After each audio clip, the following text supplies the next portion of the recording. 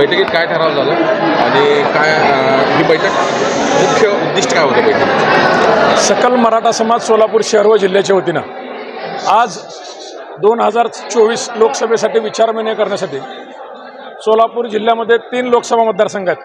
धाराशिव, सोलापूर आणि माढा. या मतदारसंघातून गाववाईज प्रत्येक गावातून 1 किंवा 2 उमेदवार, राखीव मतदारसंघातनं अनुसूचित जमातीचे प्रत्येक गावातून आम्ही उमेदवार देणार असून शहरातून आम्ही उमेदवार दिले. आज इथं आम्ही 4 उमेदवार समोर आणले. गवळी वस्ती भागातून ईश्वर आहिरे, शेखर कवटेकर, बाळू वाघमारे आणि अशोक बनसोडे हे 4 उमेदवार इथं आम्ही आणले. आज त्यांची उमेदवारी घोषित केली. आम्ही असं प्रत्येक प्रभागातून प्रत्येक गावातून आम्ही उमेदवारी देणार आहोत. मराठा समाजाला कायद्याच्या कसोटीवर टिकणारं या सरकारनं आरक्षण दिलेलं नाही. 10% मध्ये आमची फसवणूक झाली. आज दिलेल्या 10% पोलीस भरतीला अडथळा आहे. शिक्षणात आत्ता नीटची एक्झाम आहे, त्यात तुम्ही 10% ठेवलेलं नाही. इंजिनिअरिंगमध्ये 10% आरक्षण नाही आहे आणि हे सरकार आज इलेक्शनला सामोरं चाललं आहे. या सरकारचा तीव्र धिक्कार, या प्रशासनाचा तीव्र धिक्कार म्हणून मोठ्या प्रमाणात लोकसभेला आम्ही उमेदवार आमच्या मराठा समाजाच्या वतीनं सोलापूर शहरातून राखीव मतदारसंघातून, धाराशिव आणि माढा ओपन मतदारसंघातून गाववाईज लोकवर्गणी गोळा करून जो महाराष्ट्राचा पॅटर्न हा देशभर जाणार असून आज त्याच्या पुढे जाऊन सांगतो, वाराणसी मतदारसंघातून आमचे बांधव महादेव तळेकर आणि संदीप मांडवे हे वाराणसीतून फॉर्म भरणार आहेत. तुम्ही लोकसभेला सांगताय आमच्या ज्या पद्धतीने तुम्ही मराठा समाजाला वेड्यात काढलंय, ज्या पद्धतीने तुम्ही मराठा समाजाचा अपमान केलाय, तुम्ही गुलाल लावला वाशीला बोलून, तुम्हीच अधिसूचना काढली सगळ्या सोयरीची आणि हे सगळं आजच्या तारखेला बघायला गेलं तर तुम्ही आमचा घोर अपमान केला आणि त्याची परिणिती म्हणून मराठा समाज संघर्षाच्या पावित्र्यात येणाऱ्या लोकसभेला तुमच्या समोर उभा टाकलाय. तुम्ही इलेक्शन घ्या. काही लोक म्हणले ह्याच्यामुळे भाजपचा फायदा आहे आणि काँग्रेसवाल्याने तर कुठं काय बघितलं आमचं. त्यामुळे आमचे गाव, आम्हीच उमेदवार, आम्हीच मतदार, आमचाच उमेदवार. तुम्ही आमच्या गावात यायचं नाही, आम्ही तुमच्या गावात येणार नाही. गावागावाचं मतदान त्याच उमेदवाराला आहे. माढा मतदारसंघात 1500, सोलापुरात 1500, आज मोहोळ तालुक्याची यादी होती 140 उमेदवाराची. माळशिरस तालुक्याची यादी होती 110 उमेदवाराची. सोलापूर शहरातनं आज पहिलीच मिटिंग कॉल केली आपण. 4 उमेदवार मीडियासमोर आणले आपण आज. अशा प्रकारे आजपासून आमचं काम चालू झालेलं आहे. खूप मोठ्या प्रमाणात या 3 मतदारसंघातून लोकसभेच्या आमचा ज्याने अपमान केलाय सगळ्या पक्षाचे लोक आहेत तिथं. मनोज जरांगे पाटलांची SIT लावता का? मनोज जरांगे पाटलांची SIT लावता? 10% आरक्षण दिलं म्हणून तोंडाला पानं पुसता, आमचा अपमान करताय. या लोकसभेला या आमच्या दारात तुम्हाला तुमची लायकी दाखवल्याशिवाय हा मराठा समाज शांत बसणार नाही. तुमच्या या भूमिकेला इतर समाजाचा पाठिंबा आहे का? त्यांना सोबत घेणार का? 100% सोबत आहे. आज मुस्लिम समाज आमच्या सोबत आहे, दलित समाज आमच्या सोबत आहे. जे बांधव वर्षानुवर्षे आमच्या सोबत आलेत या सगळ्यांना 18 पगड जाती 12 बलुतेदार हे मराठा समाज सोबत असणार. कारण महाराष्ट्रानं पाहिलंय गुलाल तुम्ही उधळलाय. दिलेल्या गुलालाचा अपमान करू नका म्हणून मनोज जरांगे पाटलांनी सांगितलं होतं. अपमान केलाय का नाही हे सगळ्या समाजाला माहिती आहे.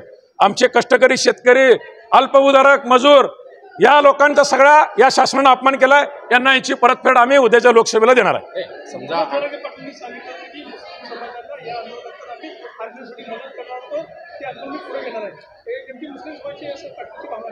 मुस्लिम समाज सगळीकडून, सगळेच समाज, मुस्लिम समाज त्यात अग्रेसिव्ह आहे जरा आमच्या बरोबर.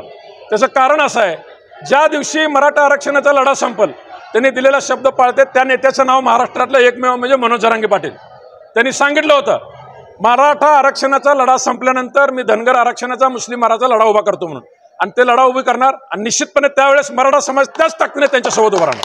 समजा एखाद्या मतदारसंघात 3-4 टर्म पासून मराठा उमेदवारच निवडून येत असेल, खासदार विद्यमान खासदार देखील मराठा असेल तर त्याला देखील मराठा साहेब या मतदारसंघात धाराशिवला कोण आहे खासदार? मराठा समाजाचा आहे. माढ्याला कोण खासदार आहे? मराठा समाजाचा. यांना समाजाशी काय देणं घेणं आहे का?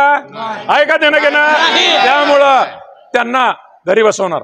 कुणाचा लॉस होईल आम्हाला माहित नाही, पण आम्ही उमेदवार असणार, आम्ही खासदार होणार. ओमराजे निंबाळकर मराठा समाजाचे आहेत आणि मराठा समाजाचा त्यांनी मनोज जरांगे पाटलावर SIT नेमली म्हणून रस्त्यावर उतरले का ते? त्यांनी मागणी केलं का SIT रद्द करा म्हणून?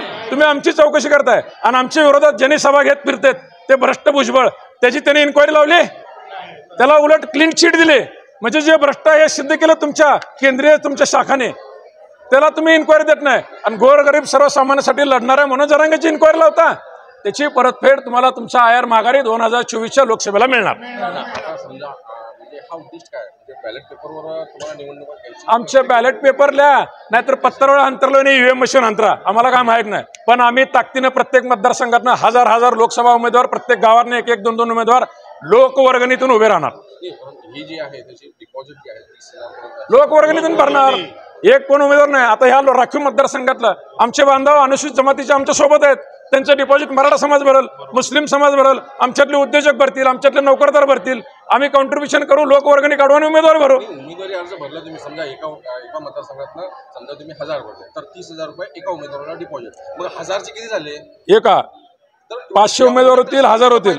नाही होऊ द्या ना, सरकारचा फायदा होऊ द्या, सरकारी तिजोरीत पैसे जाऊ द्या. ह्या नेत्यांच्या घरात तर जात नाहीत ना. या आरामखोरांनी महाराष्ट्राला लुटलंय, देशाला लुटलंय. यांच्या घरात जात नाहीत पैसे, सरकारच्या तिजोरीत जाऊ द्या, काय हरकत नाही. पण यांचा लढा द्यावा लागेल, काहीतरी त्याग करावं लागणार आहे. पैसे त्याग करू. पण आज वर्षानुवर्ष आम्ही पूर्ण फी भरतोय, आम्ही नोकरीपासून वंचित आहे. या लढ्याकडे आमच्या बघणार नाही तुम्ही. शेतकऱ्यांचे काय हाल चाललेत मराठा समाजाच्या.